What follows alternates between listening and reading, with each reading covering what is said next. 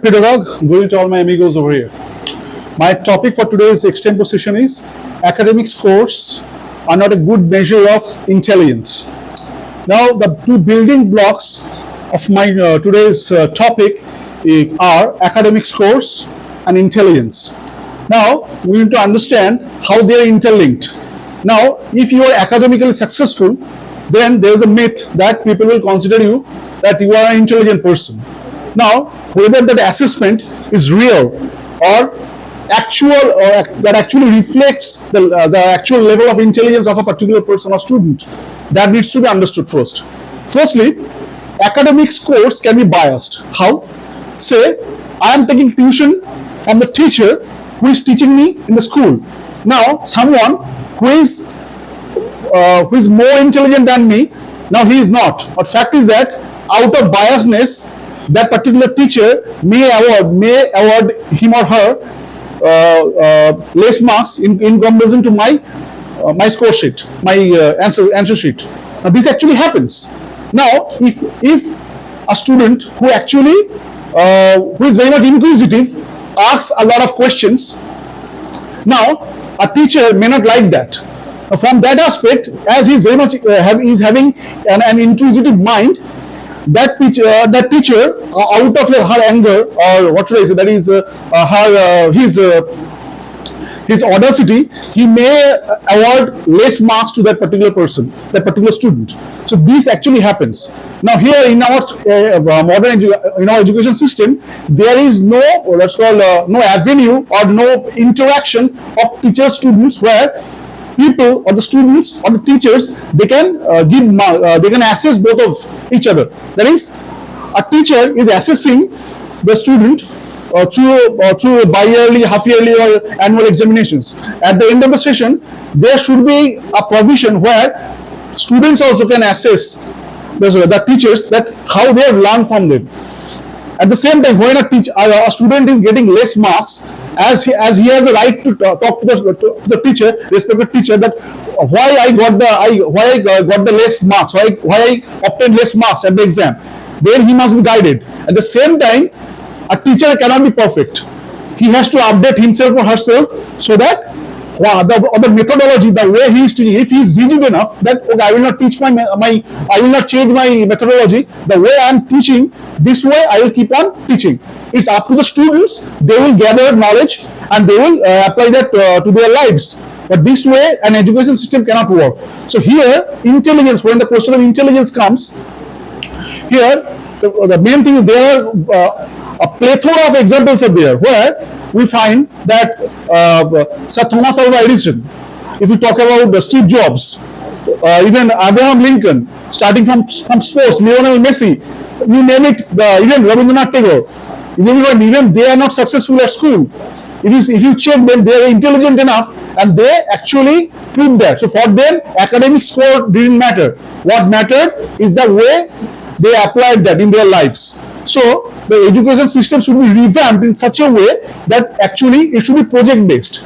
That is, whatever you are learning, say you have learned a chapter, the assessment or the assignment should be given in such a way that whatever you have learned, you apply that.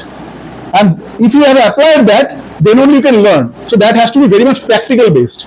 Now what happens over there in our current education system, a student who actually completes a particular grade, say he is being promoted from class 5 to class 6. Now being promoted, he or she forgets everything. Ask him or her what he have learned, he cannot answer, because everything is marked up.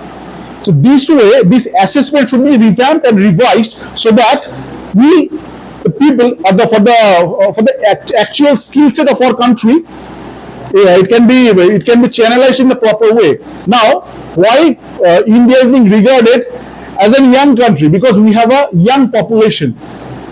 If we compare it with China, their people are aging. Okay, now we have the largest young force who can deliver.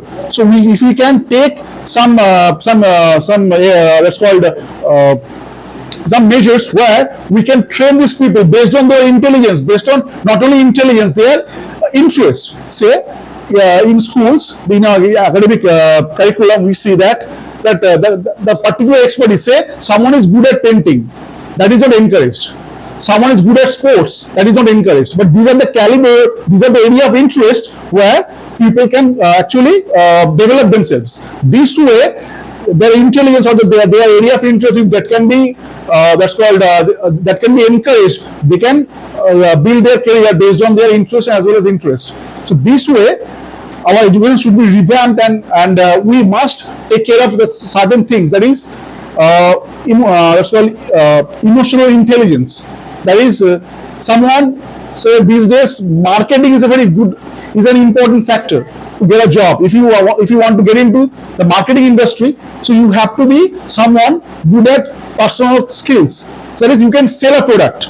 So for that aspect, someone who is very much social, who can gel with different people by virtue of his ability to do that. So this way, that thing he must be encouraged or she must be encouraged to do so from the very inception.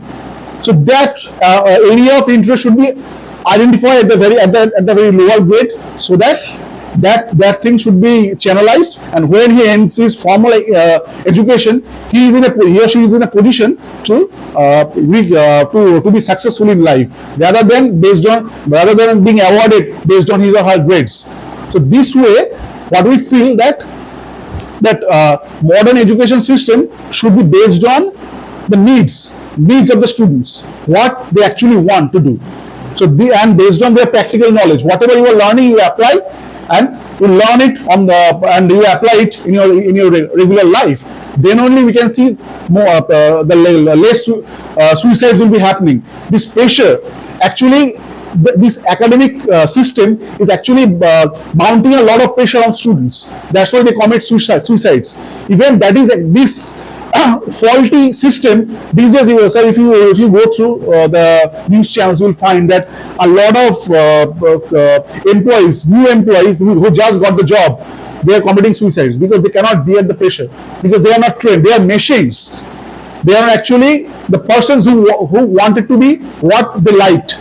This is all about, they are being pushed by their guardians, their teachers, that you have to score a lot of marks. That's why this is actually happening. After some time, talking in respect of our country. Yes. So you know very well that in India, the teacher-student ratio is 40:1. Yeah. The 40:1 is the standard teacher and student ratio. How is it possible for one particular individual to make a case-specific study for each and every individual student? How do you make it feasible? The time constraint is to be taken into consideration. More teachers has to be recruited. Now there are vacancies, but if you don't recruit teachers, then this is going to happen. And if your education system and the selection of your teachers, that is full of corruption, then it will. I'm talking about the government schools only. I'm talking about schools in general in our country. It's all about, sir, profit making. Even for the private schools also, how much they call it, perhaps capitation fee, if I'm not mistaken, donation.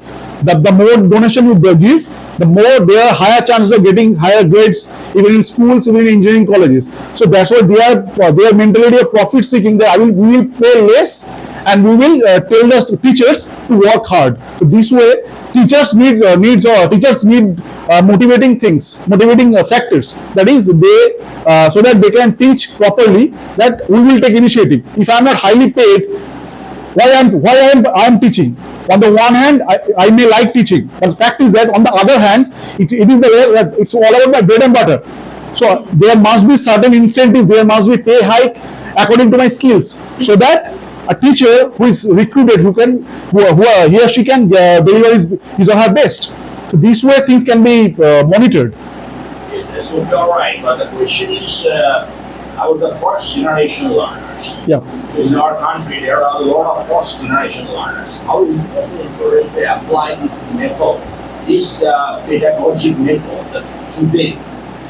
For them, they self-coming attend classes only because of midday Right. meal. These days, the students are found to come to school, those students who belong to the lowest rung of the social ladder. Otherwise, they are least interested in education itself.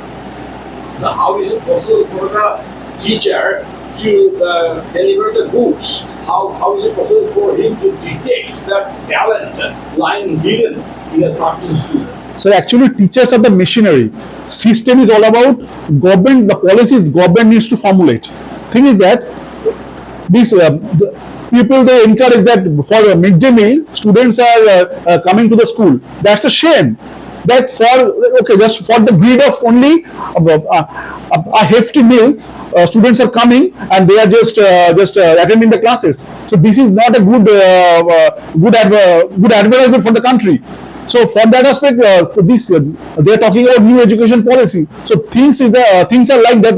They have to educate their parents. But see, if you say that a farmer's son can be a farmer anymore, a businessman, someone is running a grocery shop. So from that aspect, a grocery shop owner's son has to be the generation should continue, like not like this way.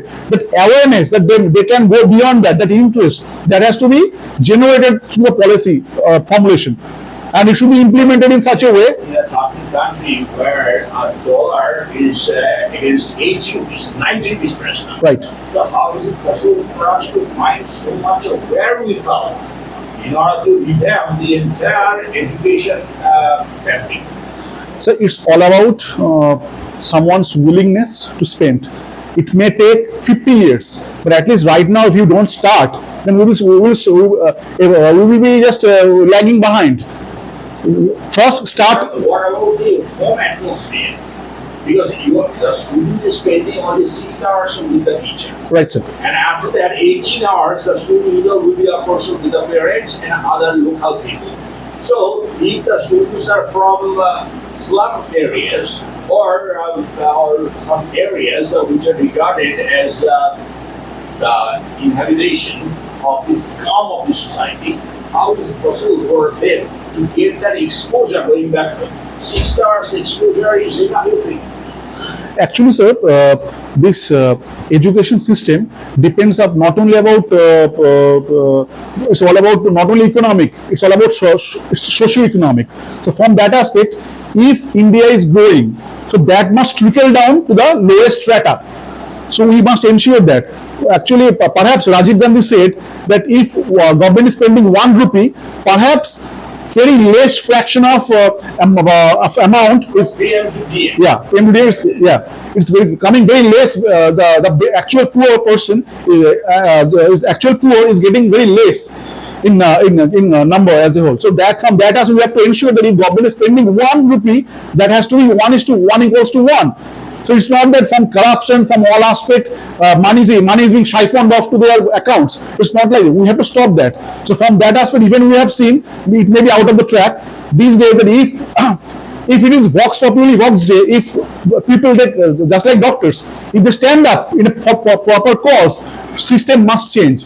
Change cannot be brought on a fortnight. It will definitely come, but we have to keep patience. So from that aspect, we have to be optimistic. Without optimism, we cannot reach there. One day we will fail, tomorrow we will fail, but for better tomorrow, we have to keep on trying. That must be our motto. That must be the motto of the government from that aspect. Saying here, is optimistic. Yes, sir. Thank you very